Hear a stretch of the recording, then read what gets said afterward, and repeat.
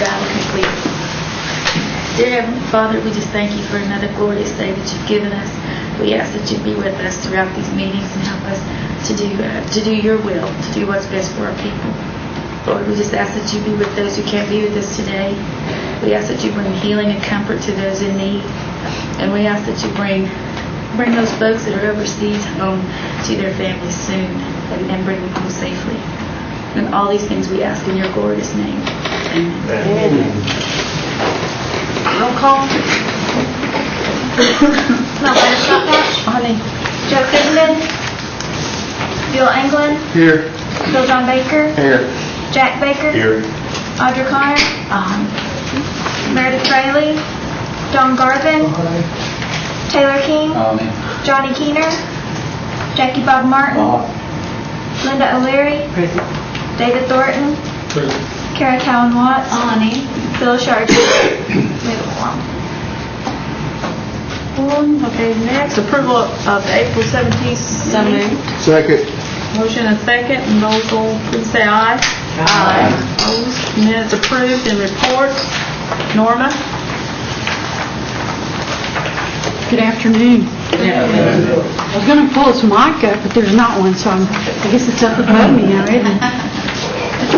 I'll just report on a few things that are going on. I want to let you know that our Child Support Enforcement Office plans to be open starting in June, so I'll have Jerry Sweet, who's the director, coming in to talk to you just a little bit about that, so you'll have that information next month. We're not sure of the date because we're waiting on a building to be ready, so that we're going to be moving into. Some good news, we have a verbal acceptance on our PACE physician, and we are just so excited, and I'll give you his name, I hope next month after it's been signed. I don't want to jinx anything, but he's due to start in July, and we never in our wildest dreams thought we would have the good fortune to get a geriatrician. We just thought it was way out of our reach because they're so few and far between. But this gentleman makes good on his word, and we make good on ours. We'll have a geriatrician who's also a pharmacist, who's also operating a clinic for low-income folks. So it's just almost everything we could have ever dreamed of. So we're real excited about that. If you've been by the facility, you'll see that the roof is just about complete. So it's really going to happen probably the first of the year. We keep getting put off a little bit by the federal government, but we'll make it. We'll beat them before long. I thought you might like to know what's happening with some of the money that you've made available to us. Sometimes it's good to know what happens with that, and I'm glad that I can report on some things in a fairly short time. In October, we received the funds that you all allocated for increasing our ICW staff. And I'd like to report a little bit that we're beginning already to see some results. I think the last time I talked to you about our tribal custody kids, the number was probably about 120, 122. As of yesterday evening, it was at 99. Now, it's been a long time since I've been here, we've backed up on that number. But we were able to reunify 20 children in the past 4 months, which is the biggest reunification in that short a time that we've had. And we really feel it's because we've been able to increase staff and give more concentrated work on these families. So I'm very excited about that. Just to tell you what that looks like, we have 12 teams aged 13 to 17, and we're going to be taking the majority of those on another hiking trip. I told you we did that last year. That a lot of good things came out of that, and so we're taking those same kids plus some additional ones back out to the woods again and hope that it'll again do some special things for them. We have 16 in the 7 to 12 age group, and we have 71 6 and under. So we're still getting a lot of infants. The other thing I want to tell you about that you funded at the same time was our Mays County Methamphetamine Prevention Project. Now, the thing you have to remember about this project is in ICW, almost everything that we do is court ordered. The families are court ordered to do something. With the prevention project, we're trying to be in communities, become a part of the communities, so that people will voluntarily take advantage of some of the prevention programs we have so that they never get into the court system. So we knew that we were going to have to go in and build some trust and become visible in the community, and we really didn't know what kind of results we were going to get. But for March, we had 76 activities, and for April, we had 45 activities. Now, that's going to vary because of schools, but we did 73, we've done a total of 110 school presentations in those 2 months, 5 Head Start presentations. We had a couple of parenting fairs, 3 parenting fairs, and we're going into most of the schools, I believe. Let's see, we've been in Adair, Locust, Salina, Pryor, Choteau, and then we're talking elementary through high school in those, as well as we've gone to Thunderbird Academy and some of the alternative schools. Been to 1 or 2 churches and Boys and Girls Club, and doing a variety of prevention programs with those kids, talking about being a good parent, shaken baby syndrome, how to bond with the baby. Now, you know, that may seem a little strange in high school, but that's where these kids need to learn it, because a lot of them are not learning those things through the folks that are living within their homes. Also, how to raise your parents is one of the ones that we put on. So there's lots and lots of things going on, and the really good thing is we're now beginning to get some individuals who are coming to us. We've had 2 grandmothers who are raising grandchildren come in for parenting services, 4 single moms, 1 single dad. That's always really neat when a dad comes in. And 7 other families receiving parents who are doing that voluntarily. So we really feel excited and feel like that this is going very well. That's what we want to do, is concentrate on one county. And after we begin to build our history and see that we're going in the right direction, we begin to move that into other areas. So I hope you're heartened by that, as I am, and I'll be happy to answer any questions that I can. That'd be all my report. Any questions? I guess we did real good and answered all the questions. Thank you very much. Thank you. I think Don's here for Charlie. Charlie said he wouldn't be here today. He's out working somewhere. Back again, I said this morning.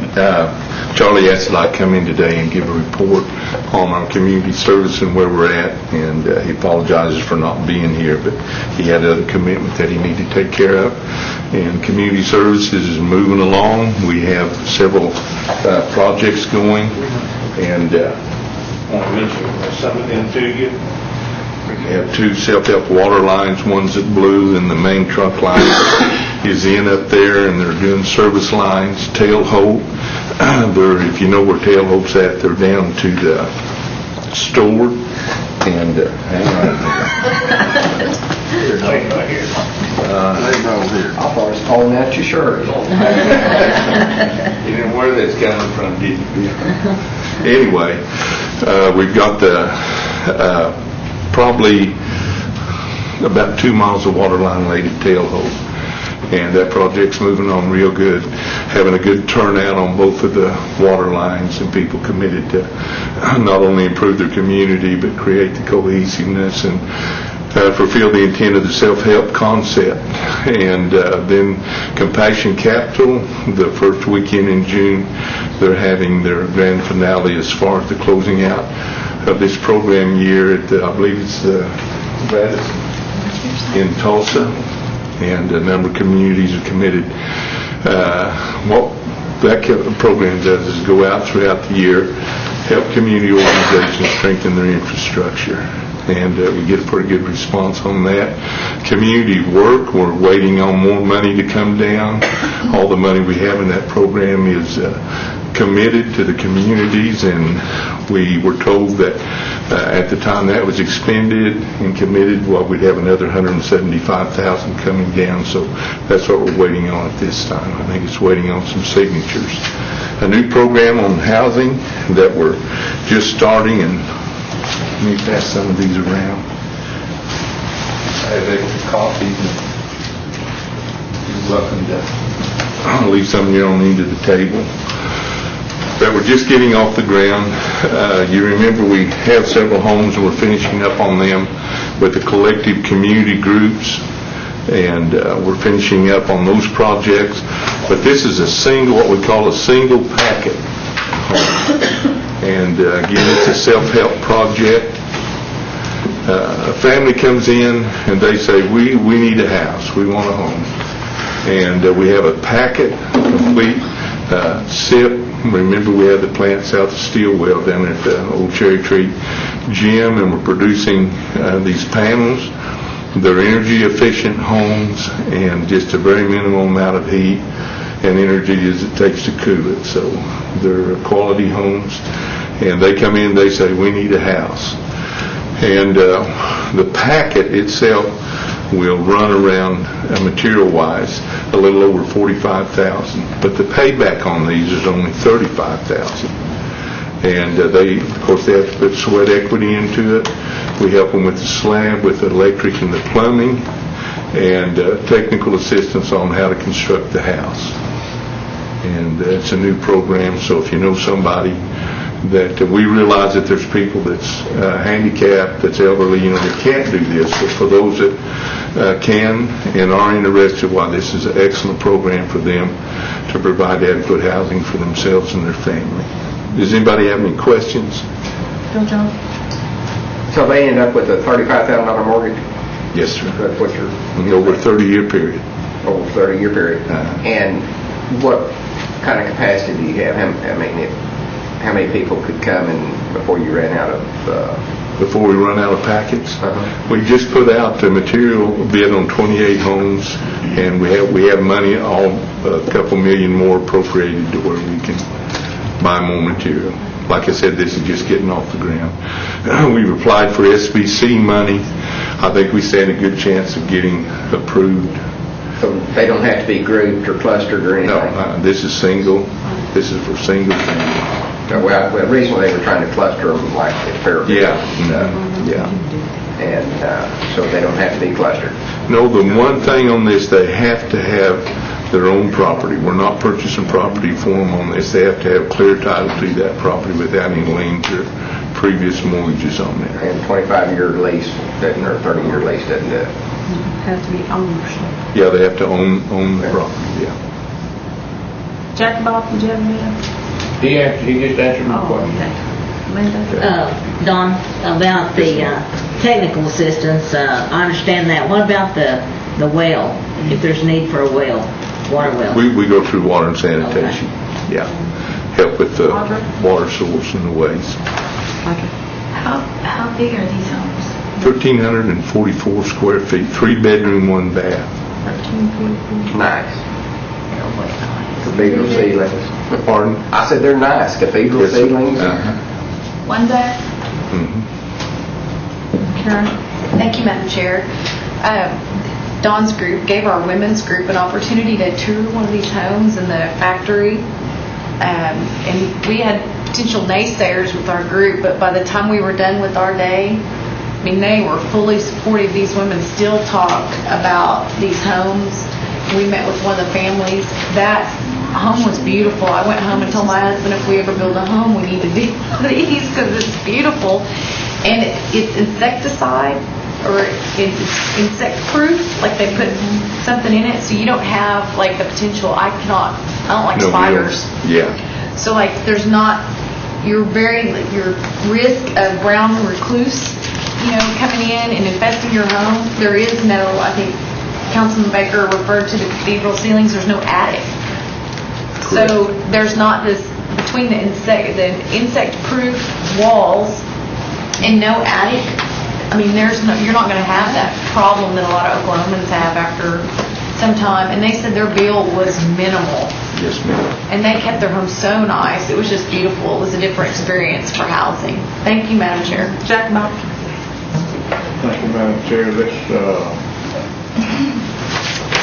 You've answered one of my questions there, but I have a friend on Oak Ridge Mountain that for years ago applied for housing assistance, and couldn't get him any housing assistance or such because he lives on restricted airship land. Can anything be done for a person like that? What we do in the cluster sites, we had that problem, Jackie Bob, and we worked with Realty to try to straighten it up. On this project, what he needs to do is go to Realty, and they can help with the probate if that's, or whatever it needs, to clear it up. But we're not going to do that on this project. When they come in, they have to have clear title to some property. But yeah, I'd refer him to Realty. One thing too that we're working with Commerce and Shay Smith's here, and Anna Knight on collections. They're working with that. Sharon Lane, her program rehab has been real helpful. We coordinate with them, and they're helping build pads for the houses and so forth. So it's interplay between departments that are really making the thing happen. We're not doing it by ourselves. Don? Thank you, Madam Chair. Don, about how much sweat does a person have to put into this house? Enough to build the house. Pardon? Enough to one person? No, it takes more than it takes more than one person to build So this. you're expecting a group? Yes, and that's part of the application. They have to demonstrate not only that they have the capability of paying back the mortgage, and Commerce is dealing with that, but they also have to demonstrate that they have the capability of putting the sweat equity into a home. A lot of times, family, churches, friends, come out and work. This application doesn't say that, I understand. How many hours you don't have? No, just whatever it takes. What we do, we provide a field person that will show them how to, be there along to help them, and explain to them how to construct the home. We provide a plumber and electrician. We contract the slab out for them, and do all of that.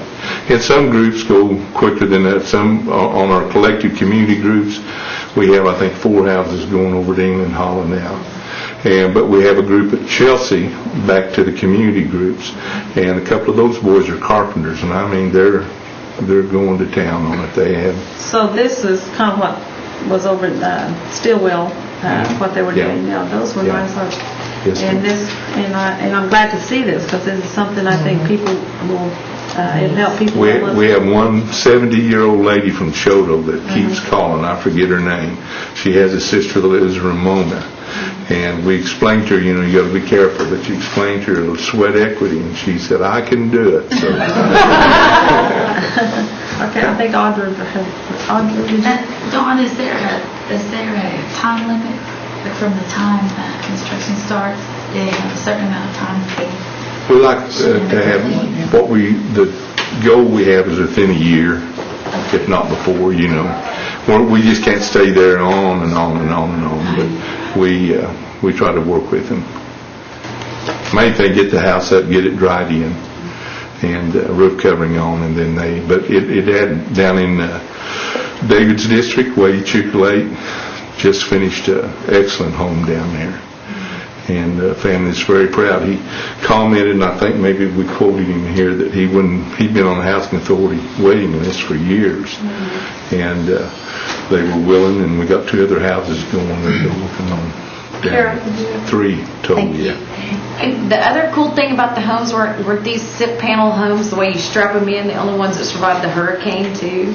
Yeah. They're like. Yes, ma'am. That's pretty cool. We strap them down too. Yeah, so we get the same thing for like tornado survival and all that other stuff too with them. now will this be also for the people like Kenwood, Uchi area that we're going to do the group home? Is this a totally different deal, or can they do this? Same kind of thing. house. Okay. It's just that we had those groups, you remember, we had those community groups, and this is what we call a single packet. Same The same Yeah. thing. Mhm. Okay. David. If you've ever had a tornado hit around here, you've been in one, this house will not survive a tornado. It busted all to pieces.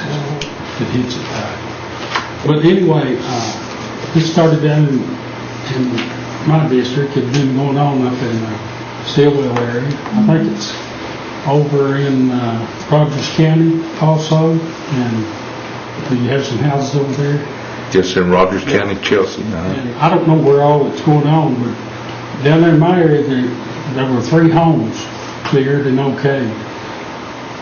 All 3 of those families are helping one another. And they'll go out on their time off or on the weekend, and they'll work Saturdays and Sundays. Doesn't make a difference. One of those people that were in the group, like he was talking about, a carpenter, one of those people was an electrician. I don't know if he helped build the electrician line or not, but they go in and primarily the Don's group will go in and who's ever and pour the slab and set it up. They'll come in and they'll set the walls up and then do the roof. These people help do the roof and they'll help set the walls up, and buckle them in. And then they do all the finish work on the inside. They'll put the drywall up. They'll drywall it themselves. They'll put the knockdown on it and stain everything, put the cabinets up. They do a good job. Yeah, The excellent. lady's house is beautiful. Yes. I mean, it's beautiful. And like you say, it's cathedral ceilings. And it looks like beams running across that thing. And they're beautiful. Yeah. But they've been put together. They're beams, but they're not a solid beams. They're not. But they're really nice, and this family is just elated because you'd have to know what these people came out of. That's sitting right behind that house up there about 50 yards. To go up there and take a look at that thing. And it's an old trailer. It's falling in. They can all get in one bedroom and get enough heat to be able to make it through the winter. And he's got 3 kids and his wife, and they're just elated. He said that his kids were in such a hurry to move down there in that house that they wouldn't load stuff up in the truck. They'd carry it down there, put it in their bedrooms and stuff. And I went over there when they got through, and I had a little housewarming, and that house is beautiful. And they got each of their kids' rooms fixed up, and they're just, they're loving it. And that's what it's all about to me. I just want to ask maybe about the cabinets. Who does the cabinet work? I think they bring the cabinets in. Yeah, we just hang them. purchased ready-made cabinets. Sure. Yeah, that's part of the package in there. One thing, on the $35,000 payback, the way Commerce has set it up, that includes the insurance and make sure the property taxes are in there, and the payment is around $100. This don't have to be like a 3-bedroom, does it? Don't they have different plans? I just want to clarify. There is a 4-bedroom. Don, is there 2-bedroom? 3. Are they all 3? Okay. Wasn't that one a 4-bedroom over at, On the community groups, yeah, some of them were 4, but all of these are 3. okay, the one, Yeah, they one were at 3 and 4 4-bedroom, then. on the community. Some of them were 3, some of them were 4. Madam Chair, if I may, I just want to clarify that $35,000 payback. The $35,000, their monthly payment will include taxes and insurance, so we will escrow their taxes and insurance, but that cost isn't included in the $35,000. So they pay back $35,000 plus their annual taxes and insurance on a monthly basis. At no interest. Right, 0%. No interest. Yes, no That's a interest. good part. Right. The best part. I I was impressed when 2 years ago, I guess, was when we went over there, and I was thinking when Dave was talking, one family they didn't put in the dining area because they wanted to put in another bedroom. And they said when kids get older, then they could take the 1-bedroom out and didn't have a dining area, but they had like 4 or 5 kids. And it's kind of, good that they can make it to their fit to what their needs are.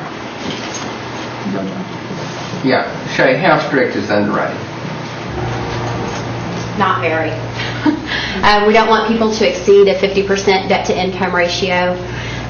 We're not looking at credit history. We're pulling credit on these people, but we want to see if they have tax liens, judgments. Part of the requirement for Dawn's program is that they participate in the self-sufficiency counseling. So we're doing the budgeting, family budgeting with these people. They're participating in the home buyers education classes. But really, we just want to make sure that they can make that And $100 the house payment with the taxes and insurance is how much? I believe it's going to be around $150 maybe. It'll depend again on each county, but around $150, which is very reasonable. So. Thank you. And do we have an income verification? What is the income? Is it with the housing HUD? It's a HUD income guideline. Okay. Yes, ma'am. The only variance that we make is sometimes the bathroom, we make it handicap accessible depending on who's in the home. But we have made that change from time to time. Any more questions for Dawn? Anything else, Dawn? Nope. Thank you a lot. Appreciate it. Thanks, Don. Charlie will be back next month. All right. Move on to housing. David Sutherland. Oh, I was looking for Mary. David's in Catoosa this afternoon at a meeting, and he asked me to... Just a moment. A couple of months ago, we asked that the emergency housing repair folks, Sharon and them, give us an update and report each month, and we got a note saying that they didn't report to us. But is there some prohibition, Sharon, from you guys giving us an update or report? Not that I know of. I thought this was the committee that we reported to, but I'm not. Oh, good. Then let's make it a monthly item. And I move that we amend this agenda to let Sharon report to us on emergency housing as item 4. Motion is All right, motion and a second. Any discussion? All in favor, say aye. Aye. Those opposed? Thank you. Go ahead. Okay, David's in Catoosa. I'm Amy Woodruff, David's assistant, if you haven't met me. He asked me to come out and report a couple of things to you. We've had some changes in our Community Shield office, which is the insurance. Shirley Copeland left and went to work at the Tribe. She went to work for Sharon. And Clarissa Wakachi has taken her place. We've also added Dottie Jackson as a clerk to help with that program. David would also like me to let you guys know that if you're hosting any community meetings and would like someone to come and talk about our Community Shield program at your meetings, just let us know. Also, our area director, Gary Ketcher, he's up in Tulsa, Claremore, that way. He's been off with back surgery. He's still recovering. Should be back within the next 30 days. And that's all I have. If you have any questions. Any questions for Amy? Well, I guess you did a good job, Amy. Thank you. Old business? We don't have any. Oh, Sharon, do you have anything to report on your new?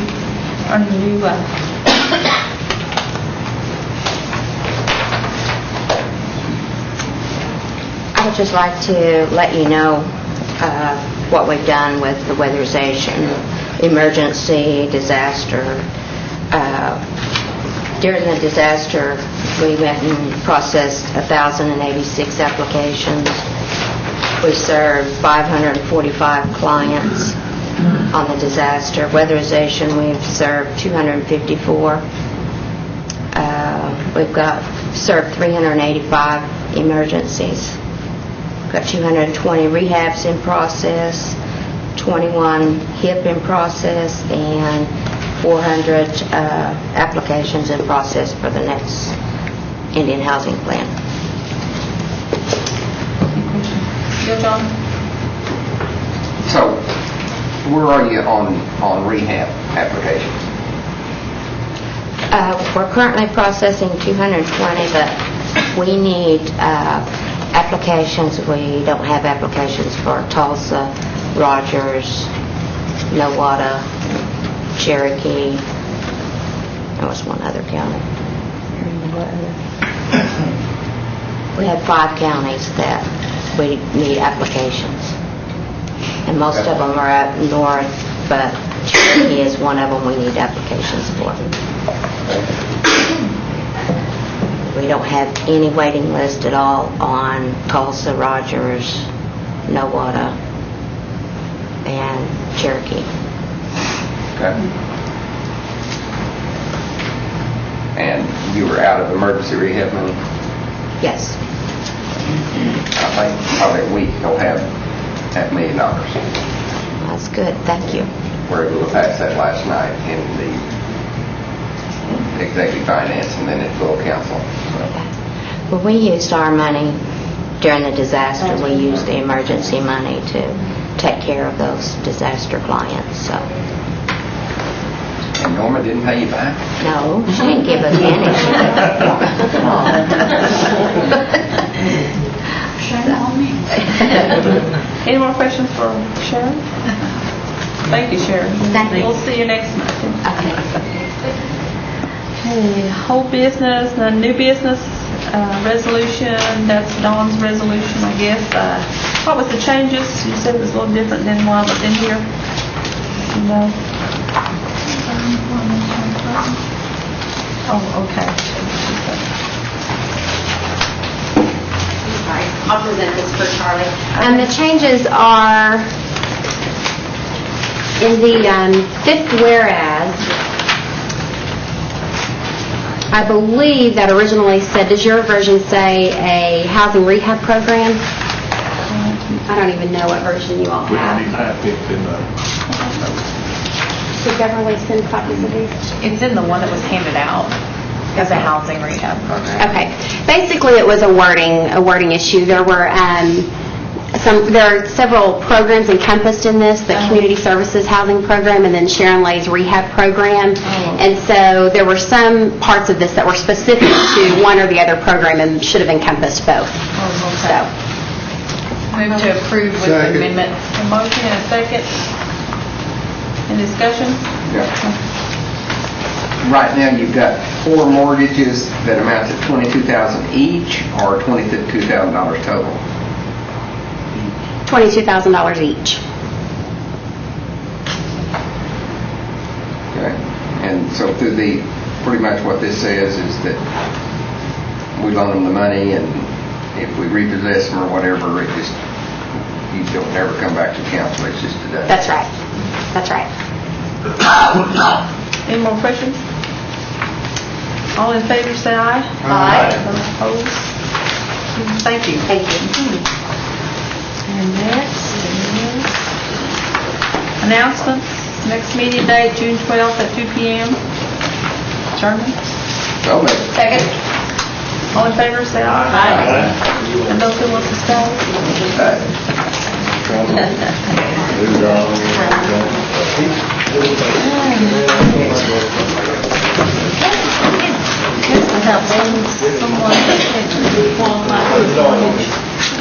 I mean, this is, it's really like getting a $17,000 mortgage